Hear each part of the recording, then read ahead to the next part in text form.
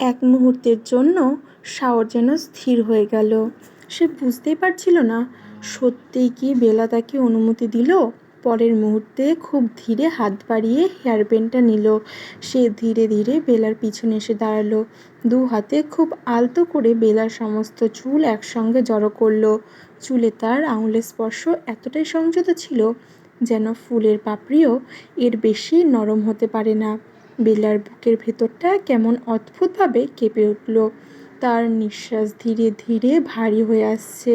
চোখ দুটো অজান্তেই বন্ধ হয়ে গেল। হাওয়া এখনও জোরে বইছে, কিন্তু এখন আর সেই বাতাসের স্পর্শও যেন সে অনুভব করতে পারছে না। সে শুধু অনুভব করছে খুব সংযত একজোড়া হাতের কোমল উপস্থিতি। সায়র খুব যত্ন করে চুলগুলো গুছিয়ে ধীরে ধীরে হেয়ার ব্যান্ডটা পরিয়ে দিল। একটু টান লাগতে দিল না। কাজ শেষ করে সে সঙ্গে সঙ্গেই এক পা পিছিয়ে গেল। নরম গলায় বলল, হয়ে গেছে। বেলা ধীরে ধীরে চুল হাতে নিয়ে বুঝল একদম সুন্দর করে বাঁধা। তার বিস্মিত চোখ দুটো এবার সায়রের দিকে উঠল। আপনি এত সুন্দর করে চুল বাঁধতে পারেন? সায়রের ঠোঁট খুব শান্ত একটা হাসি ফুটে উঠল। খুব ছোটবেলায় আম্মুর প্রায়ই মার্গেনের ব্যথা হতো। মাথা ব্যথা করলে উনি নিজে চুল বাঁধতে পারতেন না, তখন আমি বেঁধে দিতাম। প্রথমে খুব খারাপ হতো, পরে শিখে গেছি। যদিও এখন সেই সমস্যাটা নেই আম্মুর। কথাটা শুনে বেলার চোখের দৃষ্টি বদলে গেল। এই মানুষটাকে সে এতদিন কঠোর, রাখী, নিরামিষ, একজন নিয়মমাফিক চলা শিক্ষক হিসেবেই চিনেছিল। আজ প্রথমবার তার ভেতরের অন্য মানুষটার সঙ্গে পরিচয় হলো। সে মানুষটা নিঃশব্দে যত্ন নিতে জানে, আর নিজের অনুভূতির চেয়ে সামনের মানুষের স্বস্তিকে বেশি গুরুত্ব দেয়। বেলার ঠোঁটের কোণে আবারও খুব ছোট্ট একটি হাসি ফুটে উঠল। সেই হাসিটি দেখে সায়রের বুকের ভেতরেও অদ্ভুত এক প্রশান্তি নেমে এলো। ঠিক সেই মুহূর্তে হঠাৎ বাতাসের ঝাপটায় বেলার ওড়না এক প্রান্ত উড়ে এসে খুব আস্তে সায়রের কবজিতে জড়িয়ে গেল। দুজনেই একই সঙ্গে নিচের দিকে তাকালো। কেউ কিছু বলল না। সায়র তাড়াহুড়ো করে হাত সরাতে গিয়েও থেমে গেল। সে বেলা ধীরে ধীরে এক পা এগিয়ে এসে খুব সাবধানে ওড়নার প্রান্তটা ছাড়িয়ে নিতে গেল। ওড়না খুলতে গিয়ে তার আঙুল ক্ষণিকের জন্য হলেও ছুঁয়ে গেল সায়রের আঙুল। মুহূর্তটা ছিল একমাত্র 1 মিনিটের। তবুও সেই ক্ষণিকের স্পর্শে দুজনের বুকেই যেন অদৃশ্য এক তরঙ্গ নীরবে ছড়িয়ে পড়ল। বেলা দ্রুত হাত সরিয়ে নিল। লজ্জায় তার গাল দুটো হালকা লাল গোলাপি হয়ে উঠেছে। সায়রও অন্যদিকে তাকিয়ে মৃদু কাশি দিয়ে নিজের অস্বস্তিটা আড়াল করার জন্য চেষ্টা করল। দুজনের মাঝখানে আবারও নীরবতা নেমে এলো। তবে এই নীরবতা আর আগের মতো অস্বস্তির ছিল না। এই নীরবতা ভেতরের ধীরে ধীরে জন্ম নিচ্ছিল একটুখানি বিশ্বাস, একটুখানি স্বস্তি, আর এমন এক কোমল অনুভূতি যার কোনো নাম তারা এখনও কেউই উচ্চারণ করেনি। ঠিক সেই সময় নদীর বুকে চিরে ভেসে এলো শীতল বাতাসের সঙ্গে দূর থেকে শোনা গেল চেনা এক কণ্ঠস্বর, এই যে তোমরা দুজন কি নদীর ধারে সংসার পেতে বসেছ নাকি? আমরা কতক্ষণ ধরে খুঁজছি জানো? বিহানের গলাটা এত জোরে ভেসে এলো যে বেলা আর সায়র দুজনেই একসঙ্গে চমকে উঠল। বেলা তাড়াতাড়ি নিজের হাতটা সরিয়ে নিল, যদিও একটু আগেও তাদের হাত একসঙ্গে ছিল না। তবু অকারণে এক সংকোচ তার বুকের ভেতরটা ধুক করে উঠল। সে দ্রুত এক কদম সরে গিয়ে ওড়নার আঁচলটা ঠিক করে নিল।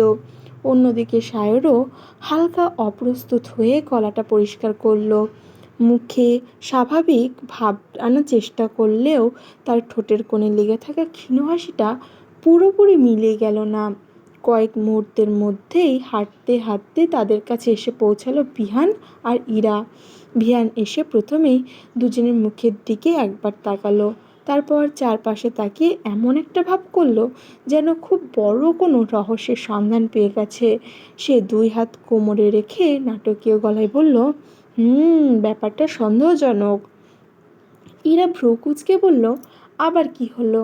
বিহান গম্ভীর মুখ করে বলল, তোরা দুইজন কি এতক্ষণ ধরে নিশ্চয়ই নদীর পানির নীরবতা মাপছিলি, তাই না? ইরা হাসতে হাসতে বলল, আপনার মাথায় সারাক্ষণ এইসবই ঘোরে। অবশ্যই, আমার পর্যবেক্ষণ ক্ষমতা কিন্তু অসাধারণ। বিহান এবার দুষ্টু চোখে সায়রের দিকে তাকিয়ে বলল, কী রে, কথা বলছিস না কেন? সায়র খুব স্বাভাবিক ভঙ্গিতে উত্তর দিল, এইখানে বাতাস ভালো লাগছিল তাই দাঁড়িয়েছিলাম। ও শুধু বাতাস? ভিয়ান এমনভাবে মাথা নাড়ালো যেন কথাটা একেবারেই বিশ্বাস করতে পারেনি। বা বাতাসের সঙ্গে এত গভীরতা বন্ধু কবে থেকে হলো? এদিকে বিহান আবার শুরু করলো, সায়র, তুই কিন্তু আগে এমন ছিলি না। আমি কেমন যেন রহস্যের গন্ধ পাচ্ছি। সায়র এবার হেসে ফেলল, মানুষ সবসময় একরকম থাকে না। বাহ, দার্শনিক কথা বলাও শুরু করেছিস দেখছি। ইরা সঙ্গে সঙ্গে বলল, আচ্ছা, আপনারা দুই বন্ধু কি আজকে শুধু একজন আরেকজনের খোঁচাই দিয়ে সময় কাটাবেন? বিহান খুব ভদ্র মুখ করে বলল, না ম্যাডাম, এখন থেকে আমি সম্পূর্ণ ভদ্র। কথাটা শেষ হতেই ইরার সঙ্গে সঙ্গে বলল, এই কথাটা শুনে মনে হচ্ছে আজকে সূর্য কোন দিকে উঠেছে। সবাই একসঙ্গে হেসে উঠল। বেলাও হেসে উঠল। সায়র চুপচাপ দাঁড়িয়ে আছে, হাসিটুকু দেখছিল। তার মনে হচ্ছিল এই একটি মুহূর্তের জন্যই তার আজ সার্থক এখানে আসা। হঠাৎ বিহানের চোখ পড়ল নদীর পাড়ে সারি সারি ছোট্ট ছোট্ট দোকানের দিকে। রঙিন কাচের চুড়ি, ঝিনুক দিয়ে বানানো শোপিস, হাতে রাখা মাটির পুতুল, পাশে তৈরি ছোট ছোট কারুকাজের জিনিসপত্র, আর শিশুদের খেলনা দিয়ে সাজানো। বিহান দুই হাতে তালি দিয়ে বলল, চল, এবার ওদিকে যাওয়া যাক। ইরা আগ্রহ নিয়ে বলল, হ্যাঁ চল, ওই ঝিনুকের দোকানটা আমার খুব ভালো লাগছে। বিহান সঙ্গে সঙ্গে সায়রের কাঁধে হাত রেখে বলল, আর শোন, আজ কিন্তু সব খরচ নতুন বরের। সায়র ভ্রু কুঁচকে তাকালো, কেন? কেন আবার? বিয়ে হয়েছে তোর, ট্রিট দিবিও তুই। ইরা সঙ্গে সঙ্গে যোগ করলো, আমি কিন্তু আইসক্রিমও খাবো। বিহান বলল, আমি ফুচকা, চটকটি, আইসক্রিম সব খাবো। সায়র অসহায় ভঙ্গিতে মাথা নাড়ালো, তোরা আমাকে ঘুরতে এনেছিস নাকি দেউলিয়া করতে? বিহান হেসে বলল, বন্ধুর বিয়ের পর এই অধিকারটা আমাদের আছে। সায়র গম্ভীর করে বলল, ভুলে যাস না, বিয়েটা কিন্তু তোর বোনকেই করেছি। আমার টাকা বেশি খরচ করলে তো তোর বোনেরই সমস্যা হবে। সায়রের কথায় ইরা ফিক করে হেসে উঠল। তাদের সেই হাসির ফাঁকেই সায়র একবার নিঃশব্দে বেলার দিকে তাকালো। বেলা ঠিক তখনই তার দিকে তাকিয়েছিল। দুজনের চোখ আবারও এক মুহূর্তের জন্য মিলল। এবার সেই দৃষ্টিতে অস্বস্তির চেয়ে সংকোচ ছিল বেশি, আর সংকোচের আড়ালে খুব অল্প করে জন্ম নিতে থাকা একটুখানি স্বস্তি। সায়রের বুকের ভেতরটা অদ্ভুত এক প্রশান্তিতে ভরে উঠল। সে মনে মনে শুধু একটাই কথা বলল, হয়তো পথটা এখনও দীর্ঘ, কিন্তু অন্তত আজ আমাদের মাঝের দূরত্বটা একটুখানি হলেও কমেছে। নদীর ঘাটে পৌঁছাতে থাকা হালকা বাতাসটা যেন আরও শীতল হয়ে উঠল। নদীর বুক জুড়ে তখন অস্তগামী সূর্যের লালচে সোনালি আলোয় ছড়িয়ে পড়েছে। পানির ছোট ছোট ঢেউগুলো সেই আলোয় চিকচিক করে ঝলমল করছে। দূরে কয়েকটি মাছ ঝলমল করছে, নৌকা দিয়ে ধীরে ধীরে তীরের দিকে ফিরছে। মাঝে মধ্যে মাঝিদের ভাটিয়ালি সুর ভেসে এসে পুরো পরিবেশটাকে আরও মোহময় করে তুলছে। ঘাটের পাশে সারি সারি কাঠের ছোট্ট নৌকা তৈরি, বড় একটি মোটর চলতি কাঠের বোট নৌকার ঢেউয়ে নদীর ঢেউয়ের সঙ্গে ধীরে ধীরে দুলছে। বোটটার দিকে চোখ পড়তেই বিহানের চোখ দুটো আনন্দে চকচক করে উঠল। সে একেবারে বাচ্চাদের মতো উচ্ছ্বাস নিয়ে বলল, এই যে আজকে যদি ওই বোটে না উঠি তাহলে কিন্তু এই ঘুরতে আসাটাই বৃথা হয়ে যাবে। চল সবাই উঠে একটু নদীর মাঝখান থেকে ঘুরে আসি, সূর্যটা দেখি, সূর্যাস্তটা দেখি।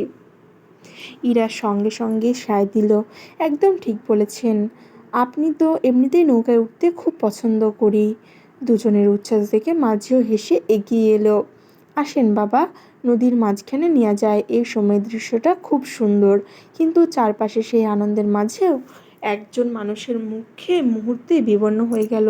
বেলা বোটটার দিকে স্থির দৃষ্টিতে তাকিয়ে থাকলেও তার পা মা যেন মাটিতে গেঁথে গেছে, বুকের ভেতরটা অকারণে কেঁপে উঠছে। হাতের আঙুলগুলো অজান্তে ওড়নার প্রান্ত শক্ত করে মুঠো করে ধারল সে। সায়র একটু দূর থেকেই বিষয়টা লক্ষ্য করছিল। অন্য সবাই যখন বোটে ওঠার প্রস্তুতি নিচ্ছে তখন সে ধীরে ধীরে নিজের বেলার হাত পাশে এসে দাঁড়ালো। খুব শান্ত এবং নিচু স্বরে জিজ্ঞেস করলো, কি হলো? বেলা চোখ না তুলে বলল, আমি উঠবো না। কেন? কয়েক মুহূর্ত চুপ করে বেলা নদীর দিকে তাকিয়ে উত্তর দিল, আমার ভয় করে।